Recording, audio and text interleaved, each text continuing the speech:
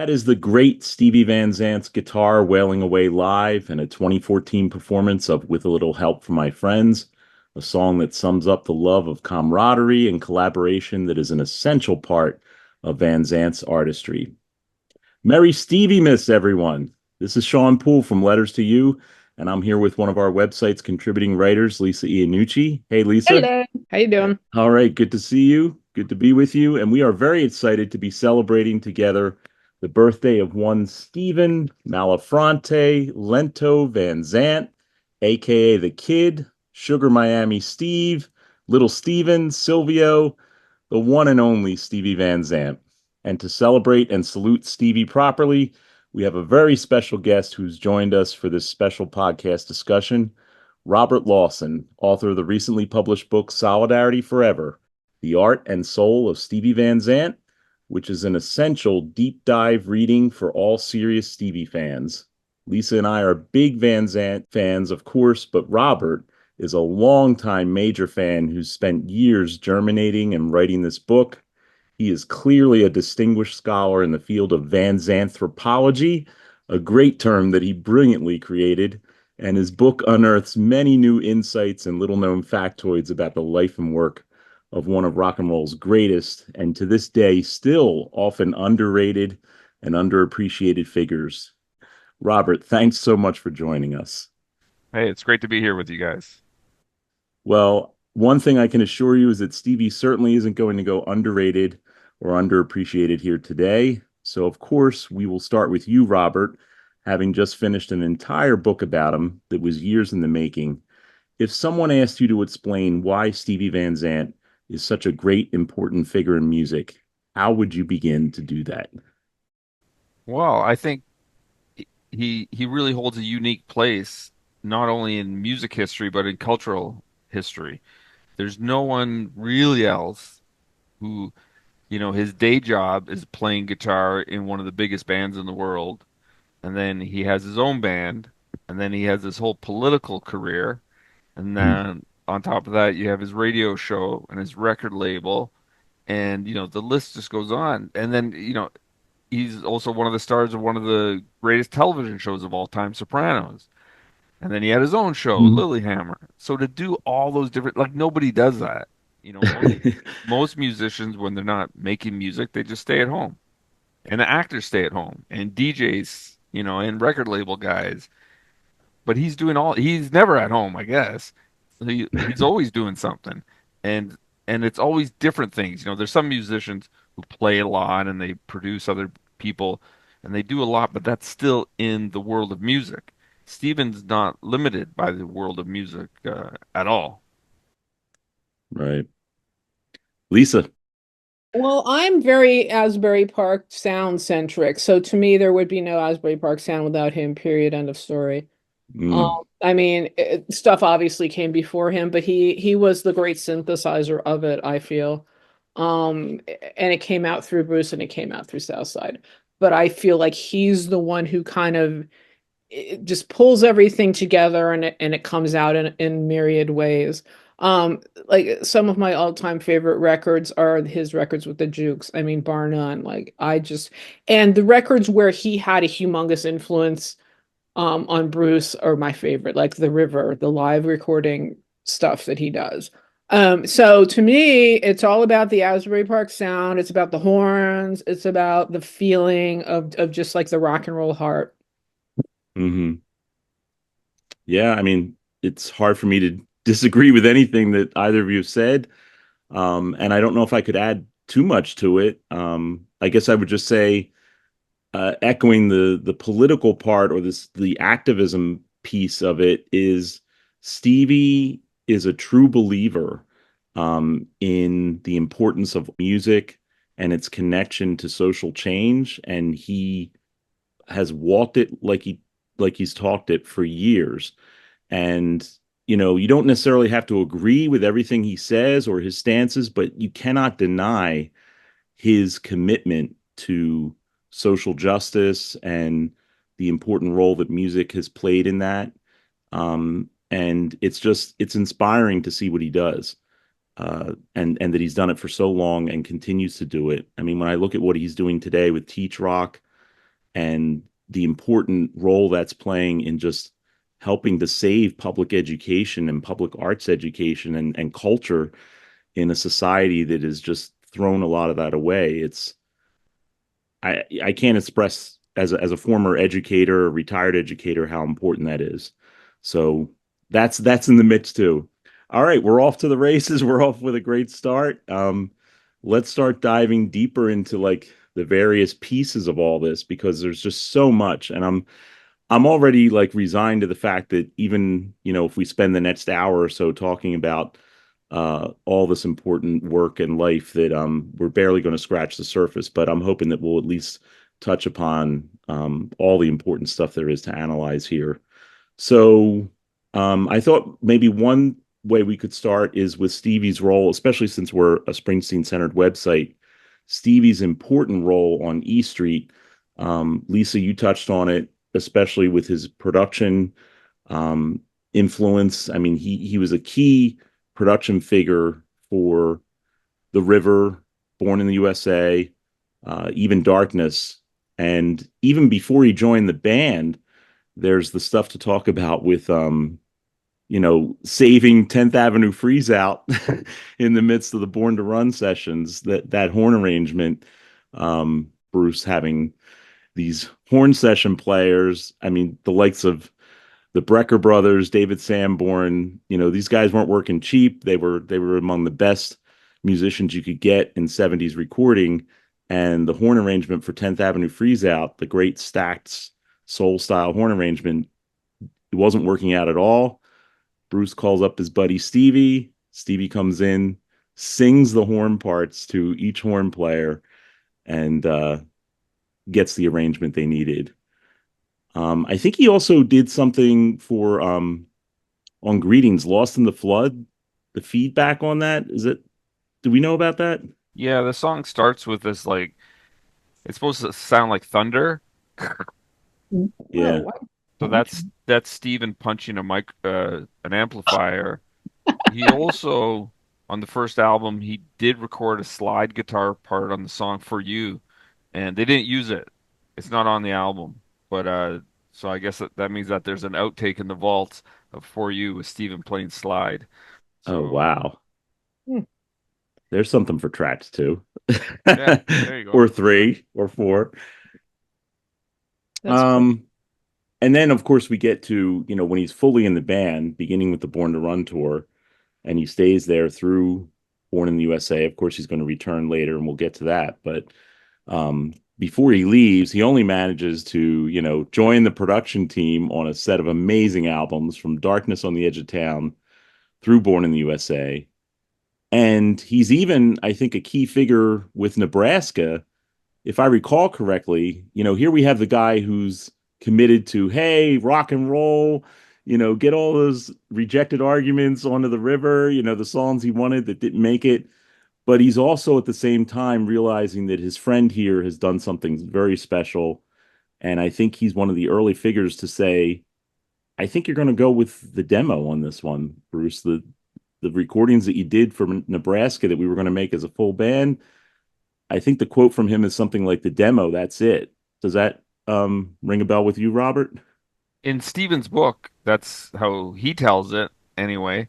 Um, Mm-hmm. we'll see if they translate that into the new movie that they're making based on the Warren Zanes book, which I have read. And in the Warren Zanes book, he says that Steven, as well as I think Landau and a few people, were suggesting that the demo tape, like the solo acoustic Nebraska, could be its own album.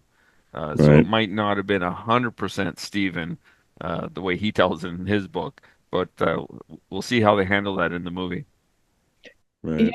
if I might jump in on that, I feel like Steven is Bruce's bullshit detector, and you can bleep that out if you want, but like in infallible taste. Like everything that Steven says that he's mad about leaving off, I agree with.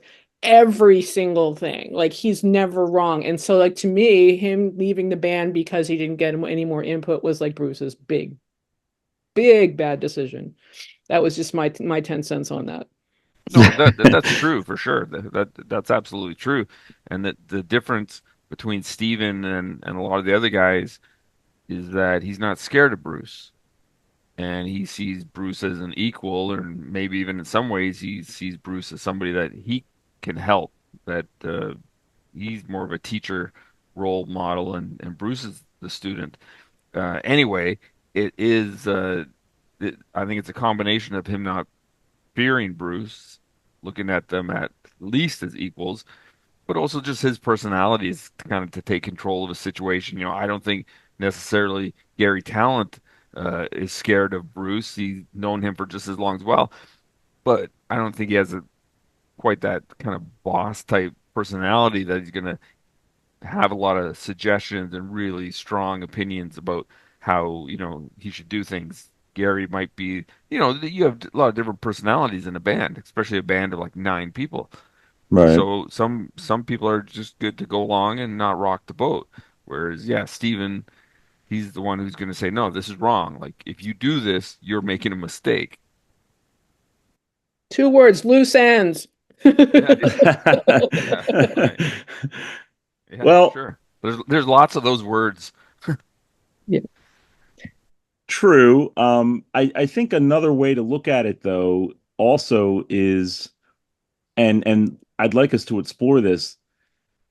I can't think of any other relationship in rock and roll that is quite like the one between Bruce and Stevie, where like, I mean, you have, say, Mick and Keith and Lennon and McCartney, but they were more like equally visible. In Bruce Springsteen, the E Street Band, there clearly is a boss, pardon the, use of the term, but Bruce is the artist in control there. He's the songwriter, and everyone else is like serving, helping him to create this body of work. Stevie has for years, I mean, we're going now beyond 50 years, been in a role where he is essentially in a sideman kind of role on stage and even in the studio. I mean, he's been part of the production team, but it's very much in a supportive role. And at the same time, as we've seen, with the blossoming of his own solo work, and even before he joined Bruce with his work with Southside Johnny and the Asbury Jutes, and we'll get into that, he clearly is an extremely talented frontman, singer, songwriter, guitarist on his own. And it's just an interesting balancing act. And I know that you've gotten to interview him, Robert. Did you ever dive into that? I'm trying to remember in the book of like how does he deal with um the complexities of that role and then balancing what he does on his own. I just find that really interesting. Well, he has talked about it in many interviews how he doesn't really like the spotlight himself. He likes, kind of the Silvio Dante kind of role of supporting the other guy. If Right. you watch old bootleg DVDs or VHS tapes of the River Tour, he's really in the background. He didn't Hmm. really come up to the front that much, except for, out in the street or maybe something like that, harmony vocals at the end of I don't know what I was watching the other day. But he's not right at the front lip the way that he has been for the last 10, 15 years or so, where it really looks like it's the Bruce and Stevie show up there. Right. So he was really content to be in the shadows, in more in the background. I always used to love when I'd watch these old videos from 78 or 80, 81 that like at the end of the set, Bruce could kind of run off the stage, and immediately Steven would turn around and almost start orchestrating the band of when they're going to end, and he'd count down the last 4 beats before they, I always loved those little bits of him kind of running the show, even if it was only for, like 2 bars of the song or something. Yeah, Right. that strikes me kind of like James Brown's band, like a lot of those soul bands where there was like a musical vamping for them to come on and then they leave and then the band plays some more. Right. Yeah. Yeah. Yeah. So while that's happening, Bruce isn't leading the band because he's, pretending to get dragged off in a coffin and having a cape put over him and all those kind of silly things. But the music still has to happen. So Steven Right. is in control of that. And I know there have been stories over the years of Bruce being like late for a sound check or even not be present during sound check, and Steven running the rehearsals or the sound checks without Bruce. Hmm. Yeah, I mean, I guess, the cat's out of the bag, especially with the new Road Diary film, that, the idea of Stevie being the musical director is something that's really been the case far longer than him actually being officially named musical director of the E Street Band. Absolutely. Yeah. Do you think that,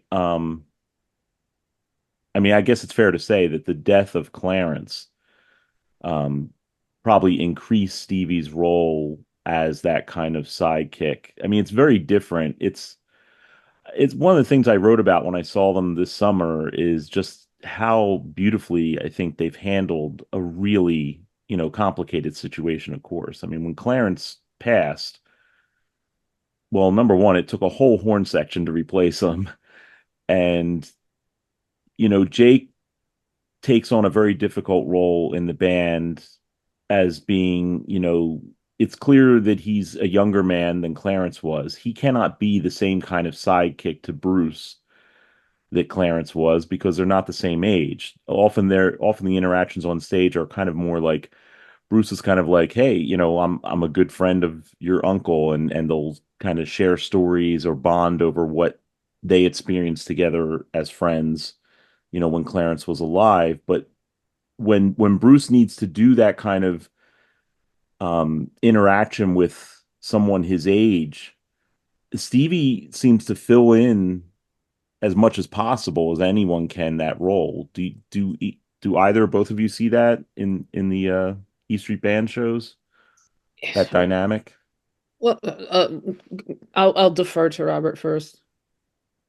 Well, in some ways it's more authentic because Steven and Bruce grew up together and Mm, they have a real history before there was ever an E Street Band, before there was, s- I mean, before there was Still Mill, they go way, way back, to being teenagers and playing their guitars in their bedrooms together and stuff like that. So, uh, whereas by the time Clarence joins the band, it is a band. He's a professional musician himself, playing with other people.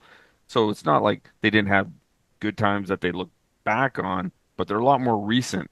Bruce and Steven's history at this point, especially, they are each other's longest term friends, right? right. There's nobody, both of their parents have passed away.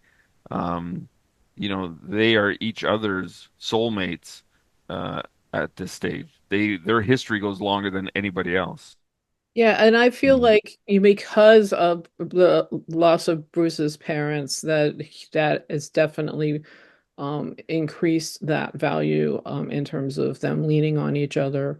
Um, Bruce really depends a lot more on Steven for a lot of stuff that I don't think people realize because he is a very sensitive person in a way that Steven kind of supports and builds him up in a different way than other people do. It's really kind of subtle, but I feel like that Bruce gets a lot of support from being valued by Steven as a friend and as a musician in a weird way. hmm It's a really kind of weird bromance thing that's very complex. right. Well, maybe not so weird. I mean, it's as Bruce has often said, with all these on-stage friendships, and the role that Clarence played, I think, was obviously, the band was consciously trying to be multicultural, multiracial, and present that kind of vision of friendship. And when Clarence passed, I remember Bruce saying that one of the goals was to make the kind of friendship you saw them display on stage not that odd, not that alien. And the same with I think the bromance, if you will, or the male bonding that Stevie and Bruce exhibit. I would presume that again that the hope is that this is an idealization of what we'd like to see our communities look like. So Sure. um all right, so jumping back to the music and just the sheer talent we're dealing with here. And it starts way back in the beginning, as we were talking about with Southside Johnny and the Asbury Jukes. I mean, I think I'm correct in this. The very first song that Stevie ever wrote that we know of, a published song, was I Don't Want to Go Home. Is that correct? It's not the first song he ever wrote, but it's definitely the first song that yeah, was officially published or put on an album. It is Right. early and it predates even the Jukes because he wrote it when he was in Vegas with the DeVelles and the idea that he would give it to Benny King and he says that he chickened out or whatever for whatever reason he didn't get it to Benny King. So by the time the Jukes formed, then that becomes part of their repertoire. I mean, that is exhibit A. If you start your career off writing something like I Don't Want to Go Home, it that is just amazing. That's clearly a sign that you've got some talent there, I would think. That song is just it sounds like an instant classic the minute you hear it. Yeah, That to me, if he did nothing else, that song will live forever. That Yeah. information. Yeah. yeah. So what else do we want to talk about with the Southside Johnny years? I mean, I know that Lisa has a lot to say, and I know you have a lot to say about it in your book, Robert. So feel free to just talk about whatever you want. Well, I guess like Lisa, I think the first three Jukes albums are absolutely fantastic. I do consider them to be Miami Steve albums. Hmm. His fingerprints are all over them. Um, Even the songs that he didn't write, his harmony vocals, he's like yelling and yapping in the background on almost every song. So for a guy like me who really loved Steve Van Zandt pretty early. I just loved hearing him sing that much and hearing him in the background wailing Hmm. away and um so he's all over those records. I know there's a review of the first or second album that I quoted in my book of somebody said if this album belongs it might have been Rolling Stone. They said if this album belongs to anybody, it's Miami Steve Van Zandt. You know, Hmm. his creative input, his design of the album is absolute. The lead singer is very good. Don't get me wrong. Yes. He's very, very good. Yeah, all props to Johnny. But without the songs and without, Steven leading the band and doing the arrangements, he's dealing with strings and horns as well, which is, Hmm. that's pretty heavy work. So I think those first three records are absolutely great. I love them. There's other Jukes albums that I like too, but the first three of the original Miami Steve era, I think they're all three of them are absolutely essential. Yeah, which like when Better Days came along, I was like, finally! I was so excited for that. It's still one of my favorites just for that reason. Like, they're back. Yeah, I mean, those were my exposure to the Asbury Park sound. I was in college and I would just listen to those three records endlessly and drive everybody nuts. So that when the next records came along after that, I had already heard the Green album on the radio a lot, and I was like, wow, this is really different from the first three records. What? So yeah, I mean, again, had he done nothing else, those three records just stand by themselves. Yeah, yeah, they're great. They're absolutely great. They also contain, I guess, probably the earliest songwriting collaborations between Bruce and Stevie.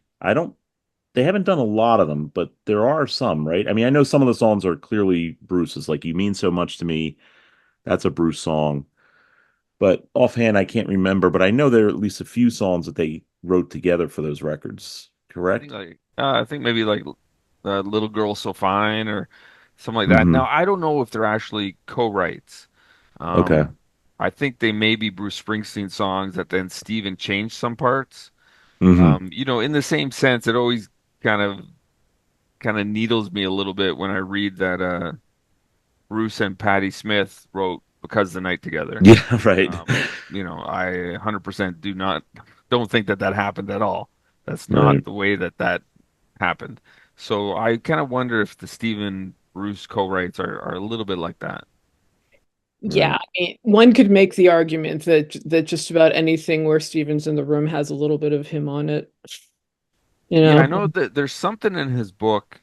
and it might it might be like some things just don't change or no, maybe it's like Talk to Me, where I think he says that Southside had the title, Bruce had the chorus, and then he came up with the verses, or vice Yeah. versa. I might have that kind of mixed up there.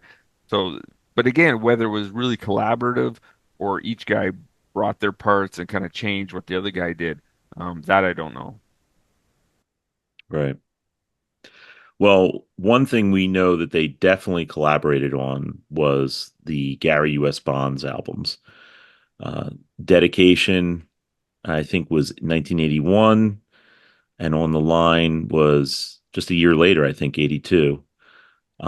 Classic albums, just full of great production, great singing. I mean, obviously, Gary U.S. Bonds himself, when we talk about, great singing, he's all over those records. And not surprisingly, it was a chance for Gary to show aspects of his vocal abilities that he just couldn't show on the earlier records. I mean, he had great records in the 60s, but um, those albums just really reintroduced him in a phenomenal way. And, you've got some great songs from Bruce, some great material from Steve. One of my all-time favorite songs, um, The Last Time, that closes the second record. Just incredible song with, I believe that's Stevie's guitar on that record too, which is just incredible. But let's talk about some of that. I think that the Dedication album credits, people don't really look at them close enough because the album is often mentioned that it's co-produced by Bruce and Steven. If you read the Mhm. credits of the album, and they're right there on the back of the album, that's just not the case. There's 10 songs on the record. I think four of them are co-produced by Bruce and Steven, Mhm. or maybe it's five. And then you got four that are done by Steven alone, and then with Gary Talent helping out, and then I think there's one maybe done by Bonds by himself. So Steven actually produces almost half the album by himself, Wow. and then does half of it split with Bruce. So Mhm. Bruce's production credit on it, and I'm not trying to take away anything from Bruce Springsteen, but he's really like his production credit on the album is half of four out of the 10 songs. So I wouldn't Mhm. really say the whole album is co-produced by both of them. Now they don't Right. write that down on the second album. So in the second album we don't know. But it Right. seems that Bruce helped on the songs that were originally going to be an EP that they were producing for Gary. So that was going to be like a four-track EP, and when that blossomed into a full album, Bruce was taking time off because it was done during the breaks of the River tour. So Bruce Mhm. did not do the rest of it. And he plays rhythm guitar and he does some other stuff, but he's not quite there as much as, some people it's just easier to say, I guess, that the album was co-produced by Bruce Springsteen and Miami Steve. Really, Miami did the primary or the majority of it, and Bruce did some, and that's good, that's okay. But Steven did more.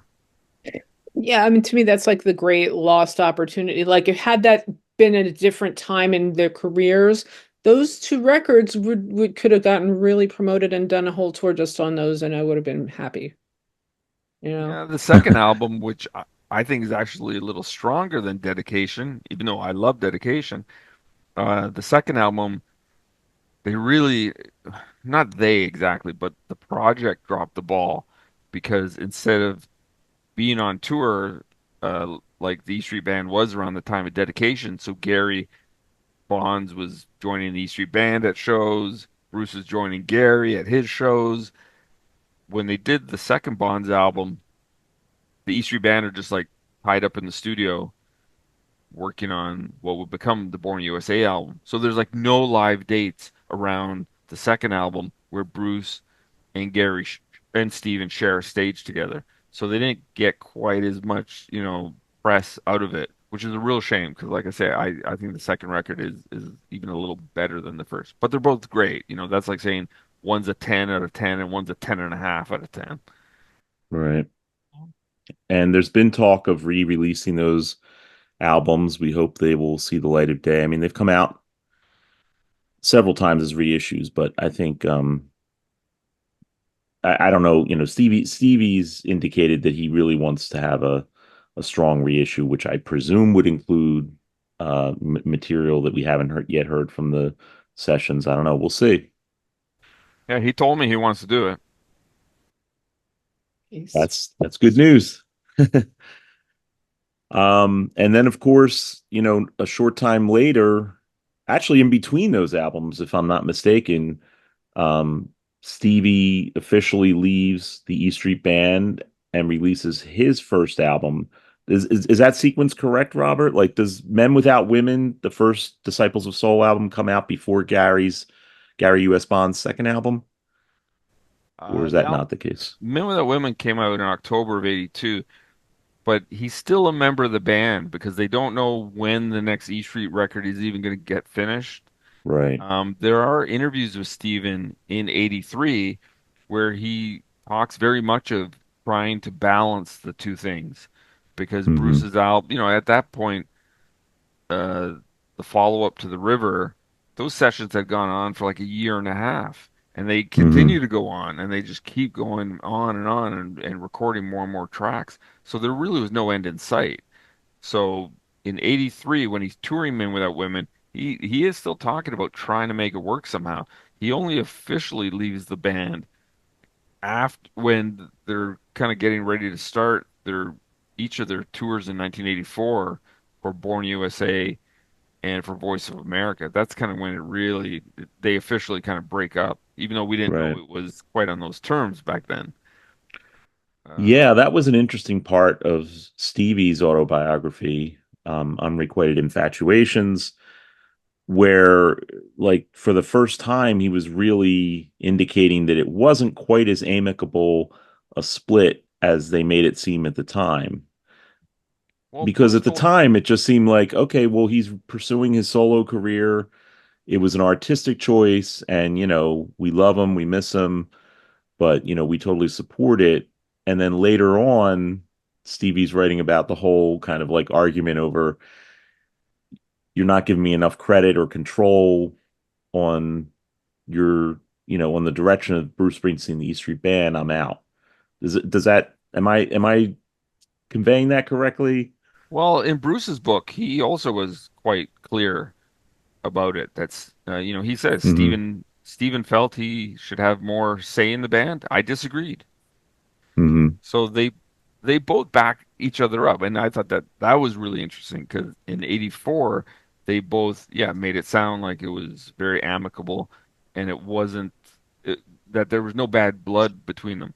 And I don't know if Hmm. there really was because although Stephen likes to talk about that they weren't speaking to each other, or they were so upset with each other and stuff like that. I don't really think that's true 100%. I'm sure Hmm. there were some hurt feelings on both sides, but and I use this as a reference point often on the 1984-1985 Born in USA World Huge Tour. Steven joined the band 10 times. yeah, Hmm. that was a lot more than I remember. That's a lot.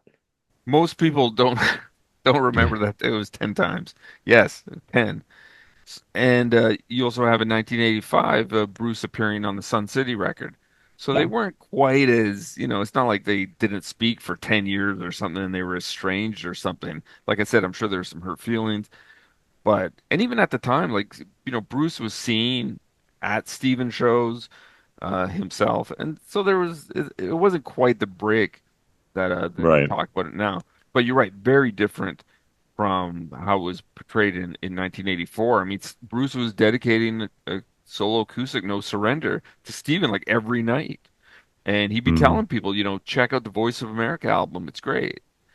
So I think their blood goes so deep that even if they are a little miffed at each other, I mean, they're still blood brothers. And indeed, Voice of America, as well as Men Without Women, were great. Let's dive into Little Stephen, the Disciples of Soul, because this was, even if you were a fan of him, within the E Street Band, his work with Southside Johnny and the Asbury Jutes, this was our first taste of full blown Stevie Van Zandt on his own. And wow, those records just again, just phenomenal, great songs. Some of them stemming, I think, from his work with Southside Johnny. Is that correct? Like some of the material I think was written originally with the intent of maybe being part of Southside Johnny records, and he just held on to them, right? They say it, kind of changes depending on Right. who you ask and on what day. But they say that I've Been Waiting was recorded originally for Hearts of Stone and Mhm. like maybe Save Me or Inside of Me. There's definitely there's a there's a early bootleg. They put some of the songs on the Little Steven box set, Rock and Roll Rebel. But one of the songs that it's the Jukes rehearsing at the Stone Pony during the day. Southside's not there. Steven's on lead vocals. And they put like three of the songs on the box set. One of the songs that they left off, which is insane to me, is the Jukes doing Angel Eyes. Oh, So wow. What? it's got some different lyrics that I do quote in the book for people who can't hear it, but I was blown away that this tape, the tape is probably like 12 or 15 songs, and when I heard that they were going to use some of them on the box set, I thought, well, Angel Eyes has to be one for sure, because we're hearing it with different lyrics, Steven on lead vocals, the Jukes, they're doing it at the Pony during the afternoon, and that's one of the songs that they did not include in the box set. Maybe there are other plans for it. I don't Yeah, know. sure, Rock and Roll Rebel Volume 2. Yeah. Right. Lisa, did you want to talk about those albums at all? Because I Oh, know that I well, know that I know that you were like right in the fray then as far as seeing the shows and listening to those records. yeah, I just again that sound to me there's very little difference between those Jukes records and and at least the Men Without Women. I mean, to me that's the sound that I like the best. Like the farther he got away from it, the less I gravitated to it. And it's not that I didn't like Hmm. it, just there's something about that combination of the soul and the horns and the guitar sound that no one else has really been able to duplicate except maybe Bobby Bandiera kind of does it a little bit. But just that combination is my sweet spot, and I don't know, nothing quite satisfies me the same way. Like I was a Jukes fan before I was ever a Springsteen fan. And I think that there's just something quintessential about um the brotherhood and the sound of the horns and the interplay and just the maybe it's also because I am half Italian, so there's that a little bit of that going on as well. But yeah. So Princess of Little Italy was Ooh. a special one for you, I would Yeah, think. yeah, for sure. But yeah, there definitely was a shift. I mean, when we get to Voice of America, that's not the same sound at all. That's not the same band. And of course, that's when we get the first taste of Stevie, political Stevie in air quotes. I mean, certainly overtly political. I think covertly he's been political often too, but this was definitely on the sleeve. This is how I feel about a lot of things. And of course, by then he had made his now famous trip to South Africa. He had done a lot of studying about the state of things. All this stems from the E Street Band's first trip to Europe, or I should say, first full scale tour of Europe. I mean, they did visit England in '75, as we have the great Hammersmith Odeon show to show, but um, in '81 they did their first full scale tour of Europe. Stevie encounters a fan who opens his eyes to some things about how Europeans felt about, some of the actions of the U.S. government and why they felt that way. And it just leads Stevie on an amazing journey that results in Voice of America album. And then, of course, in '85, we get Artists United Against Apartheid, which is one of his supreme accomplishments, I think. both musically and politically. Um, it brings together artists from just an amazing set of genres. You've got punk, rap, classic rockers, soul artists, Darlene Love, just an amazing cast of characters on that record. So let's dive into Artists United Against Apartheid in Sun City. Well, my to me the most frustrating part about Sun City is, and this has been pissing me off since 1985. There were reports before the song actually came out, somebody leaked an early demo tape version of it to the media. So there were some newspapers and magazines that were already quoting some of the lyrics from the song before the song ever came out, and those lyrics Mm-hmm. specifically mentioned other artists who had played South Africa, played Sun City, the resort.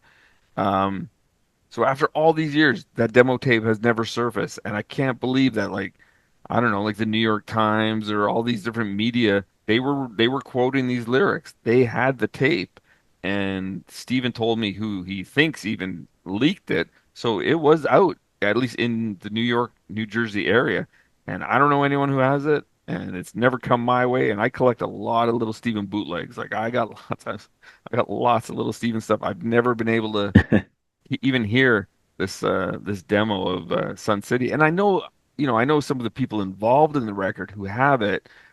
I'm not gonna step on any toes and actually ask them for it. If they ever offer it to me, of course I would love to hear it. Mm-hmm. But that's just a weird thing that it was released to the media, like just to regular newspapers and magazines, and we still don't have it. But, aside from that, yeah, great record. It's still a really powerful record. I mean, if you watch the video, even now on YouTube, like it's still really powerful, and like the beats and the guitars, it's still like it doesn't sound dated to that Mm-hmm. period at all, and it's got anger in it. There's a lot of anger, but then it's also got a lot of people dancing and having fun. So there's like an array of emotions, and I think for a so-called protest record or benefit record, it stood the test of time far better than many others from that era. Yeah, and I would say also the effect that it had on other artists. Like I noticed just because I remember some these things happening, that like Bono was commenting that he knew nothing about the blues, and then Stephen took him to the Stone session, and then the next thing you know, they're doing a record with BB King, and it's like that would not have happened without Stephen Van Zandt. So like the Yes. effects that he has, that record has, like it's in myriad directions. Like you could just write an entire book about that, probably. Yeah. Yeah. And I think that, I mean, while I too would be interested in hearing it, I guess, as an artifact, but I certainly can see why, and I think Stevie's talked about this a lot, the decision was made to not name the names, to not call people out, Yeah. because one of the goals, I think, was to get people, like, to give people a chance to say, "Oh, wait a minute, this is wrong. We're not going to do this again." Like I think the hope was that there was a group of artists, maybe not all of them, but some of them who might go, "Well, we didn't know," or we don't support this now, whatever the reasons. It's a complex political thing. And yeah, some people might just capitalize on it and say, oh, everybody's against it now. Now we are. But I think there were some people who genuinely didn't know, got duped into, playing there. And I think that they were looking for that window of like, if we name names and we make it we're going to punish people, like, number one, that distorts the focus of what we're trying to do. We're trying to end apartheid, not score points against people who played there before. Let's make this like something moving forward that nobody's going to play there.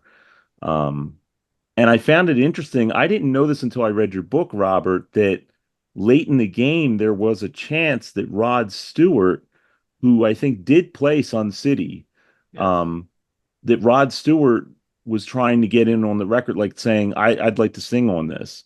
And Stevie regrets that didn't happen. Like it was just too late. It didn't work out. But I thought that was telling that somebody like Rod Stewart might have realized, like, hey, this is wrong, and I want to be part of this. And no, I'm not going to play Sun City anymore. I was surprised when he told me that. I had never heard that Rod had wanted to be on the Sun City record. I've never seen that Hmm. in print before. So when Steven told me that, I will say for the record, the reason I want to hear the demo isn't just because I want to hear the names that they mentioned. I know the names Right. that they mentioned. The reason I want to Yeah. hear it is because it's Steven on lead vocals for the entire song. That's what I want to hear. Yeah, that could be awesome to hear too. Yeah. Sure. Well, we have to talk about the Lost Boys before this evening comes to an end. Yeah, well, let me check in on time with everyone. I mean, we could go a little later. I'm okay with that, but I also understand if people have commitments. I So, could go a little later. All right. yeah, so looking at what's on my list, we may have to condense this or edit it somewhat. I mean, Stevie's done so much that we won't have time to get to everything. Sorry, Stevie. Next birthday we'll pick up on part two. But Yeah. yeah, I mean, he's Sun City happens, and of course that, has, I think, still an underestimated role in helping to at least inspire the artist community, the popular artist community, to oppose apartheid. I think it does play a significant role in helping to end apartheid. Obviously, there were a lot of things in play that led to that, of course, but Sun City definitely was part of an important struggle, and it set an example of what you can do with music. What you can do um, with art, and it certainly didn't have the same kind of popularity of straight up charity, let's end hunger records. But that's because it took a much more complex stance. It actually had a political message embedded in it that a lot of those other records didn't quite have. So I think that made a difference. And it's just, as we've noted already, it's just a great piece of songwriting. It takes a very complex subject and brings it on home on a very accessible level. And as a piece of music production, I mean, just the massive scale of it and being able to get all these people, Miles Davis, and remembering that it wasn't like we got them all in one room and we did it one day. They had to edit all this together and make it not sound like a hodgepodge, but a complete record, as if everybody were in the same room on the same page with this. And it's just an incredible achievement. But jumping forward, we've got Stevie. Well, he's already out of the E Street Band, and of course, a few years later, Bruce, at least temporarily, stops working with the E Street Band, stops making Bruce Springsteen and the E Street Band records. And yet, Stevie is one of the key people he's still working with even during that period. Stevie does the remix of 57 Channels and Nothing On. He works with, I think, Danny Schechter, his great collaborator on Sun City, is involved in that. And they turned that into a political record, which is a really interesting remix. That's kind of it's become dated, of course, because we have way more than 57 channels now, but there's still a lot of Nothing On, that's for sure. And the essential political stuff behind that record, I think, stands the test of time. But it's just interesting that, again, at a time when Bruce is kind of distanced away from E Street Band, um, exploring other avenues musically, who's one of his key collaborators? Stevie. He's still there. And I think that speaks to what you were saying, Robert, that they probably never really been, quote, on the outs, feuding. Friendships have their ups and downs, but I think they're long connected blood brothers for sure. Yeah. And that was just another example of that. So yeah, let's And dive in. Oh yeah, Steven go ahead. joined that Steven joined that band a couple of times for encores as well. Mm-hmm. The non-E Street band when Bruce was touring for those two albums. So you're right. Steven was even a part of that, a little bit. Not 10 Right. times like he did with the E Street band, but he did join them at least two or three, maybe. Yeah. Now, it's before the reunion of the E Street Band that Stevie, along with the other members of the E Street Band, they're, doing things on their own.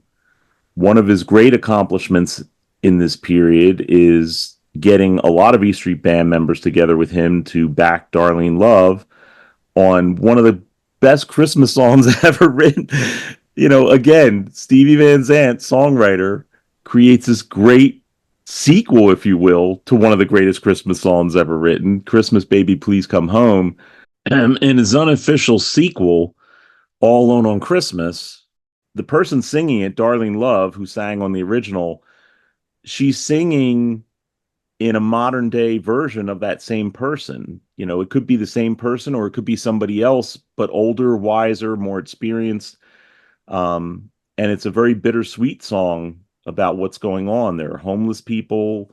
Uh, it all comes together in All Alone on Christmas, which I just think is one of the best Christmas songs and recordings that anyone's ever done. And it certainly helps having Darlene Love as your lead singer on it. But you've also got the E Street Band, and you've got this great song, and it's produced by Stevie. I don't know who else wants to talk about it besides me. I don't want to run off at the mouth here, but it's so great.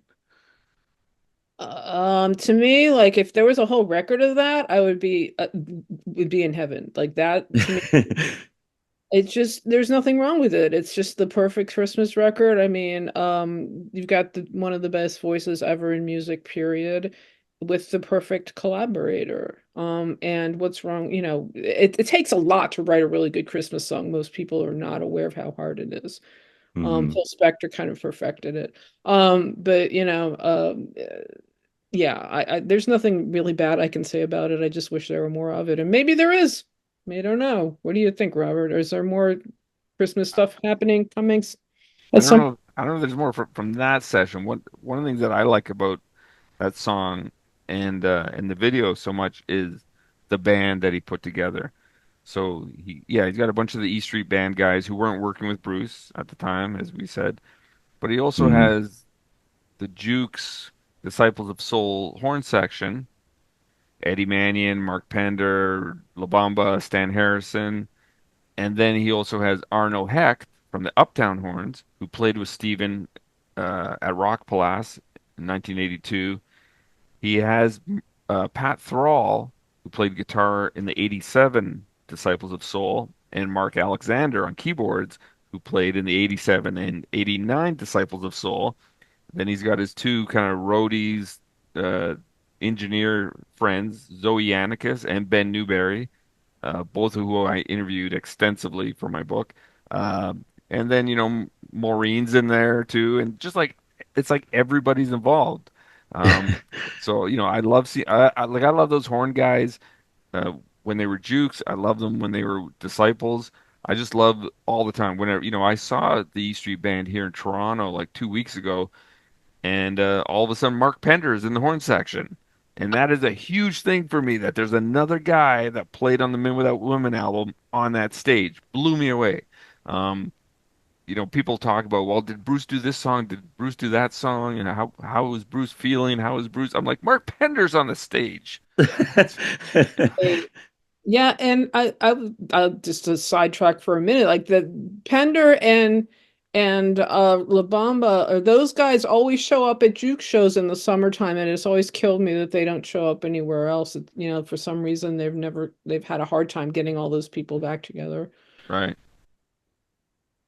For what it's worth, I did get to interview Stevie when he did his work on the Christmas Chronicles film, and he's done a lot of film, television work, which we're probably also not going to get to touch on, particularly with Chris Columbus.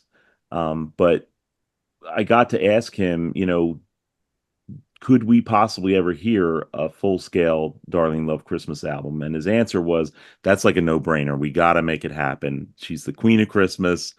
And, so it's out there, let's keep our fingers and toes crossed that someday we'll get to hear a Stevie Van Zandt produced full-length Darling Love Christmas album, which I think would be awesome. And, again, we got to skip over some things for time, but his work with Darlene Love, that introducing Darlene Love album, just again, a phenomenal record. She sings some of his material, they mix it up with other great songwriters' material, and it's just, he is a master, I think, at, the artists he loves at being able to showcase their greatest talents on record. He's such an underrated record producer, I think. In his arsenal of talents, you've got the guitar work, the acting, the writing, the front man and the side man and the singing, and then there's all the production and songwriting, which is just, again, we can't praise him enough on his birthday or any other day of the year. Um, but all right, let's dive into the Lost Boys. This is something that a lot of us Stevie Van Zandt fans are dying to hear. I know that there are some leaked tracks that you can hear on YouTube. A couple things showed up in The Sopranos, but this record is like it's kind of weird because do we know who's actually on it, Robert? Like it's Stevie with a band, but we don't know who the band is, right? Not really. I mean, it's not really a band. Okay. Um, Steven's on guitar and playing bass. Um, a lot of the drums are uh, not sampled exactly, but they're using like a programmed kind of drum machine where they've recorded an actual drummer, and then instead of having to teach that guy the parts and going over the tracks over and over, they have all these real drum sounds, and Steven is programming them with Ben Newberry and Zoe Yannikis. So I know Hmm. there was a Backstreets interview at one point where Steven said that the bass player on the Lost Boys was a like a guy named Jeff or something. Like he gave a first name, and turns out that's not true. It's actually Steven playing bass on the whole thing. So like he did for the Born Again Savage demos, which happened at the same time. There's all those demos are also just Steven, Zoe, Ben, doing them together in Zoe and Ben's little apartment where they had a little home studio. Now, for Born Again Okay. Savage, they did kind of what they did with Nebraska and Born USA. They started adding live musicians, in that case, Jason Bonham and Adam Clayton. But the Hmm. original Lost Boys stuff, that's really just Ben, Zoe, and Steven. Um, we talked about it.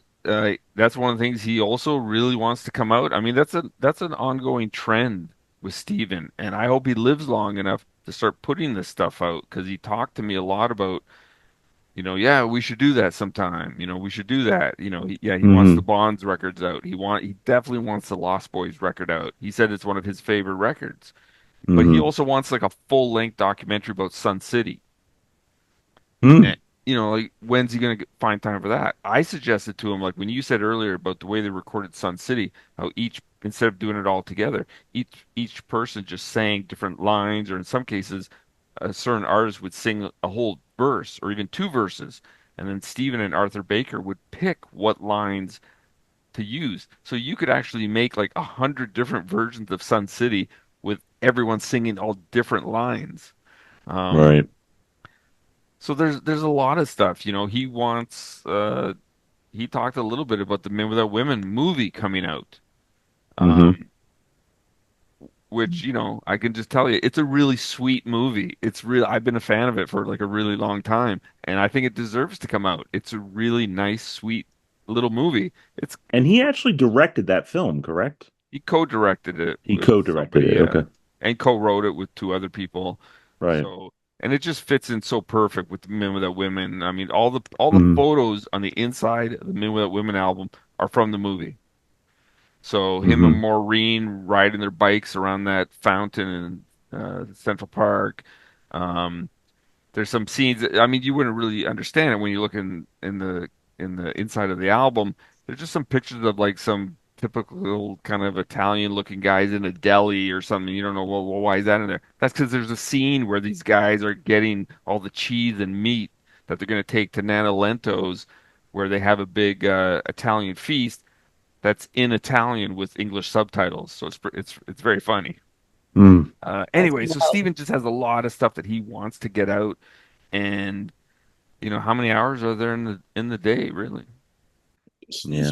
I mean, it just continues to blow my mind. Like every now and then, I'll just like swing through the stations and listen to the the rate satellite radio, like the country stuff. It's like this is a killer station by itself. Like wow, having people like Steve Earle and Mojo Nixon and those people, just like wow. I could just gush on, but just like the whole thing with Sirius Radio is a whole nother thing. I know, just, he only managed to help, save rock and roll, if you will. It's the Bill Tech documentary on HBO is a great introduction to anyone who doesn't know about, all these great things that Stevie's done. It's epic in terms of just watching that unfold, that story, and that just gives you a taste of it. And then you've got Stevie's autobiography. And of course, Robert, your book is the perfect deep dive, I think. Like, once you get into Stevie as a fan, I think that's when your book becomes so much more valuable because you have so much history, research, lost facts that if you're just coming on board is so important to learn. And the interviews you did with people who worked with him as well as Stevie himself. I thought one interesting thing about the Lost Boys, jumping back to that for a second, is like you said, it was a demo planned for an album, just like the demos for Born Again Savage became an album, but unfortunately, Lost Boys didn't. But in his book, I think he mentions the people he wanted to be the Lost Boys when they made the album, and it included like Nicky Hopkins, I think, and who else? Well, he It sounded like a definitely killer lineup of a band. Well, the main stumbling block with the Lost Boys is that Steven wanted a rock and roll lead vocalist. He didn't want to Hmm. be the singer himself. Okay. And he talked about people like, a Jim Morrison kind of guy or like a Rod Stewart kind of guy. And he says Hmm. that he auditioned hundreds or, thousands, I don't know. Um, and he just could never find the right guy. He didn't want to be the lead vocalist anymore. He just wanted to write the songs and play guitar. And Right. and that was really what held it up, which I think is kind of crazy because I love his vocals more than anybody's. Yeah. That's what I want to hear. If they're Rolling Stones type songs, which they are, yeah, I want to hear a Keith Richards kind of lead vocal on that. Right. Yeah, that was like the one tour I always secretly expected him to show up at was when Keith first did that solo tour. It was like, because I saw Nils at one of those shows, and I'm like, where's Steven? Yeah. I have a photo of Steven backstage with the expensive winos, and I'm like, so yeah, so he was there. I don't Don't tell remember me where it this was stuff. from, but Oh, yeah, Wow. I'll have to send it to you if we now you're hook killing hook me. up after this. You have some great photos in your book, by the way, too, for people who like photos, from the very beginning, the early photo of young Stevie. And I think you have a quote from him in your interview. It was like, "Where the fuck did you find that?" He himself was amazed at some of what you dug up. So it was exactly like this. It was through Zoom, and I held up this photo, and that's the photo in the book that he says, yeah, like what the hell is that? So that's him like 14 years old or something playing at Yes. a backyard barbecue in uh in New Jersey, and he didn't even think that he was playing guitar at that point. So it is something I'm pretty proud of that there's a lot of photos in the book that have never been seen before. I mean, he had never seen this before. Yes, absolutely. Um, You should be proud of it. And for those of you who can't see it, he's holding it up here on Zoom, but you can see it in the book. It's a beautiful photo, and it just uh, it conveys again from the time he was a young man, Stevie was a lover of music, rock and roll, and a true believer. And we don't know what the future's going to hold. I know he's got a lot of plans. I'm really interested to see what this political book's going to be like that he's talking about bringing out. well, that's another Um, thing he's been talking about for a while. Yeah, hopefully he finishes it. I mean, he had published a few political kind of essays in hmm 88, 89, about certain things that he really was passionate about. So I think that's sort of been in the works for a while, but yeah, I don't know. I was going to mention when you mentioned the Bill Tech documentary, Disciple, for hmm people who are just learning a lot about Stephen from uh, Bill's documentary. I think that my book is the next logical step. Like hmm if you really want more after that documentary and you really want to go into like a lot more detail, that's where my book comes in. If you don't know that much about Steven, my book might not be the place to start because it goes so deep. But Right. I mean, Bill's a friend of mine, and Steven actually hmm invited me down to the Tribeca Film Festival to see the premiere of Disciple with everybody. And that was an experience in itself, being in a movie theater and realizing, wow, that's Ruben Blades sitting over there, and there's Jackson Brown. And, okay, we're watching a movie now. Yeah, I'll bet. That's great. Um, and he's intimated, unfortunately, it sounds like he's done at least with touring with the Disciples of Soul. I hope he's not done recording with them, but it sounds like um it was just such an expensive endeavor because I mean the way he did it with so many backup singers, musicians, bands, and the production was, very expensive. And unfortunately, he wasn't drawing the kind of Bruce crowds that you would need to make that profitable. So I'm sure he took a loss on it, but it certainly wasn't an artistic loss. Those of us who got to see those shows, I think, Lisa, you were telling me that your favorite tour and record was that Soulfire album and tour, right? Oh, well, yeah, it doesn't hurt that I saw, shows in like the Paramount Theater 2 feet away. But Yeah. no, I mean, again, like just like the Quint, it was like his entire vision all in one place. And it was just like this sensory overload of just everything I love about him. I don't know how else to describe it. It, there are little nitpicky things that I would change.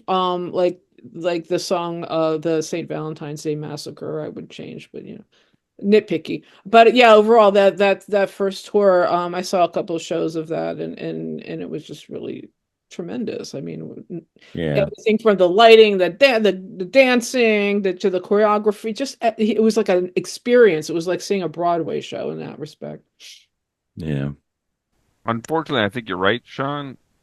I think I don't think he's really going to do the Disciples anymore, aside from little one-offs with the, Bruce Springsteen Archive Museum thing that they've done twice. Right. Yeah, they're the house Um, band for those you know, I American Music Honors. Yeah. Right. So I think Steven's going to do more acting. I think he's looking into possibly a fourth season of Lilyhammer. He definitely Hmm. wants to do some movie stuff.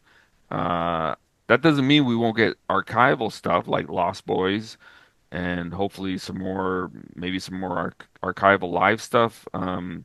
When he did the two shows in April of last year at the Count Basie Theater in Red Bank, those were professionally filmed. There's a little bit of that Hmm. footage at the end of Bill's documentary, but Right. those themselves, that's supposed to be a concert DVD Blu-ray set with a mini. I've been told it's like 20 to 25-minute long, a little mini documentary just about how they did the song St. Francis at Hmm. those shows at the Count Basie, which would be amazing because that song had never been done before. Right. And when he did it, it was incredible. I was there at the second night. You can see some fan footage of it on YouTube. It's absolutely amazing, incredible. I mean, I thought I was hallucinating. Right. So that's something to look forward to. Hopefully, the Count Basie shows get an official release. But in terms of touring with like a 21 piece Disciples of Soul band, I mean, I've flat out asked him if he's going to do that, Right. and he said he didn't think so. Yeah. Well, whatever he gets up to next, with and without Bruce Springsteen and the E Street Band, I know a lot of us are going to want to be there along for the ride. Um, this has been a great conversation. I want to thank you guys so much, and for all of our readers and listeners who love Stevie as much as we do. Please check out Robert's book, Solidarity Forever: The Art and Soul of Stevie Van Zandt. It's excellent. It's a great book for super fans. It dives into all the details of an amazing life and career. And we have links for it, information on how to order the book on all our platforms. Wherever you're listening to this, just go to the description area and you can order the book that way. Stevie, we wish you the happiest of birthdays, many, many more to come, and we look forward to whatever else you've got up your sleeve. Thank you for all the great music and work you've done over the years, and here's to whatever's to come next. And I once got to interview the late great David Lindley, who told me that Stevie was one of the key people he consulted when he was starting his own record label because he knew that Stevie knew about stuff like that. And he said, I got him in my directory as Viva Van Zant. So I can't think of a better phrase to end our time together tonight than saying Viva Van Zant. Thank you again, Stevie. Thank you, Robert. Thank you, Lisa. And here's to much more to come in the years ahead. All right. Thanks for listening, everybody. We're out.